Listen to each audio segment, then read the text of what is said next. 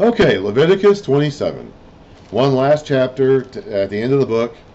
Not it's kind of about something totally different. Not really connected to anything else that we read as far as um, it's kind of its own little section here. The Lord said to Moses, "Speak to the Israelites and say to them, if anyone makes a special vow to dedicate persons to the Lord by giving equivalent values." This is basically what Hannah does with Samuel at the beginning of the book of 1 Samuel. Set the value of a male between the ages of 20 and 60 at 50 shekels of silver, according to the sanctuary shekel. And if it is a female, set her value at 30 shekels. So if females were not as valuable as males. If it is a person between the ages of 5 and 20, set the value of a male at 20 shekels and of a female at 10 shekels. If it is a person between 1 month and 5 years, set the value of a male at 5 shekels of silver and that of a female at 3 shekels of silver. If it is a person 60 years old or more, so an elderly person, between 20 and 50, of course, have been your prime work years. 60, you're an old person, you're retired, you're off in retirement. Set the value of a male at 15 shekels and of a female at 10 shekels. If anyone making the vow is too poor to pay the specified amount, he is to present the person to the priest, who will set the value for him according to what the man making the vow can afford. If what he vowed is an animal that is acceptable as an offering to the Lord, such an animal given to the Lord becomes holy. He must not exchange it or substitute a good one for a bad one, or a bad one for a good one. If he should substitute one animal for another, both it and the substitute become holy, which means they're now dedicated for a special use. They can't be common again. If what he vowed is a ceremonially unclean animal, one that is not acceptable as an offering to the Lord, the animal must be presented to the priest, who will judge its quality as good or bad. Whatever value the priest then sets, that is what it will be. So you can offer these unclean animals as like a tribute or a vow without sacrificing them. If the owner wishes to redeem the animal, he must add a fifth to its value. If a man dedicates his house as something holy to the Lord, the priest will judge its quality as good or bad. Whatever value the priest then sets, so it will remain. If the man who dedicates his house redeems it, he must add a fifth to its value, and the house will again become his. If a man dedicates to the Lord part of his family land, its value is to be set according to the amount of seed required for it. 50 shekels of silver to a homer of barley seed. If he dedicates his field during the year of Jubilee, the value that has been set remains. But if he dedicates his field after the Jubilee, the priest will determine the value according to the number of years that remain until the next year of Jubilee, and its set value will be reduced. If the man who dedicates the field wishes to redeem it, he must add a fifth to its value, and the field will again become his. If, however, he does not redeem the field, or if he has sold it to someone else, it can never be redeemed. When the field is released in the Jubilee, it will become holy, like a field devoted to the Lord. It will become the property of the priests. If a man dedicates to the Lord a field he has bought, which is not part of his family land, the priest will determine its value up to the year of Jubilee, and the man must pay its value on that day as something holy to the Lord. In the year of Jubilee, the field will revert to the person from whom he bought it, the one whose land it once was. Every value is to be set according to the sanctuary shekel, 20 gerahs to the shekel. No one, however, may dedicate the firstborn of an animal, since the firstborn already belongs to the Lord. Whether an ox or a sheep, it is the Lord's. If it is one of the unclean animals, he may buy it back at its set value, adding a fifth of the value to it. If he does not redeem it, it is to be sold at its set value.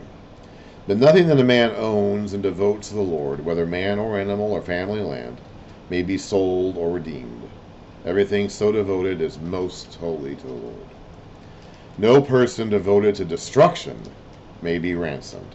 He must be put to death. So the destruction. Okay, so we're going to get into this when we get into when they go into the, when they go into the land to take the land.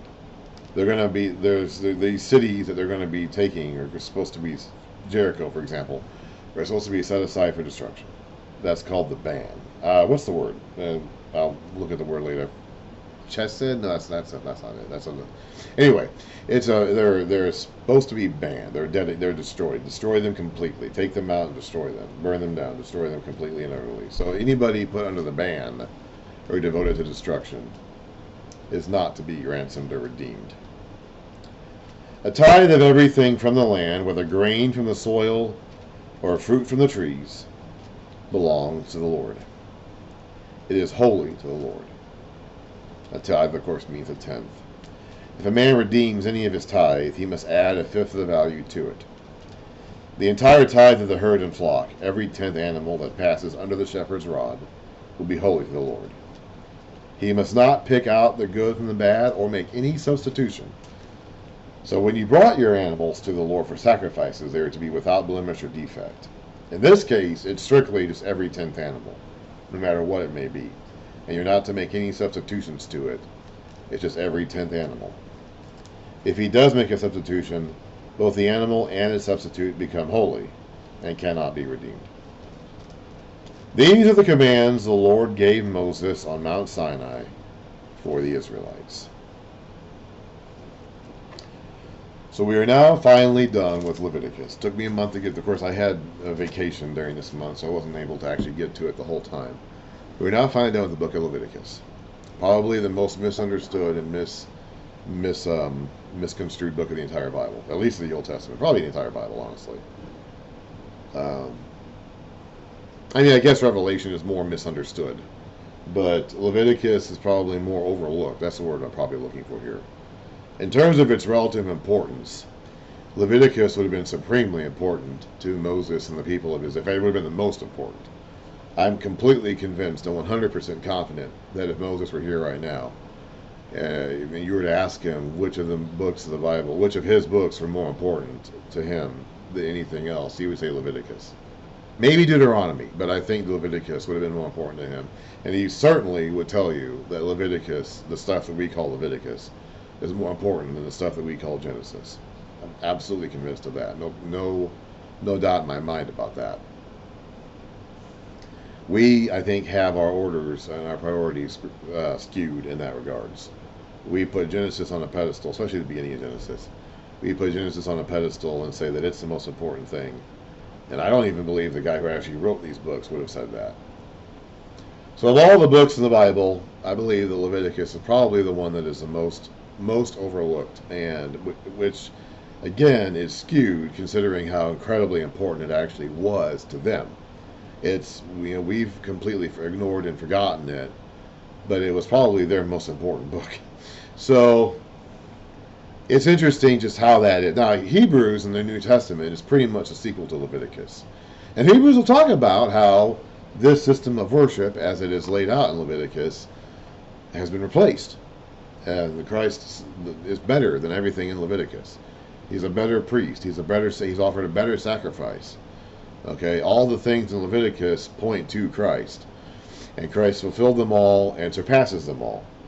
And we don't need to go back to Leviticus. The people the writer of Hebrews is talking to were tempted to go back to Leviticus. We're tempted to go back to that system. And he's telling them, don't do that. Okay, we have a new, better, more permanent system in place. And so that's a reason why then we shouldn't emphasize Leviticus too much or put too much value on it today, because it isn't. Again, like I said, Hebrews is a New Testament sequel to Leviticus. Read that instead. But we do, I think, need to understand Leviticus because it was the most important book to them. And if we're going to really understand what they're saying and what they're understanding in the rest of their scriptures, we need to understand why this was important to them and what it meant to them. It doesn't have to mean the same thing to us. It doesn't have to be binding or we're not living by the covenant of blessing and cursing as laid out in Leviticus. Now, I do believe, and we'll see this especially when we get to Deuteronomy, and the curses, the covenant blessing and cursing is restated. I do believe that more or less God still treats the nations the way he talks about here with Israel. Now, he never made a pact or a covenant with any of the other nations the way he did with Israel. but I believe that God ultimately is responsible for the rise and fall of nations.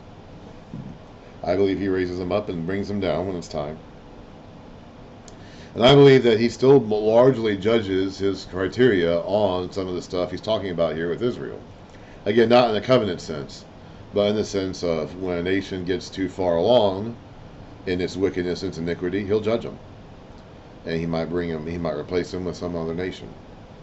So I believe that's important to listen to too. But we'll get to that when we get to Deuteronomy. Anyway, so we're done with Leviticus. Phew. And finally we can move on to Numbers whenever I get back to this again.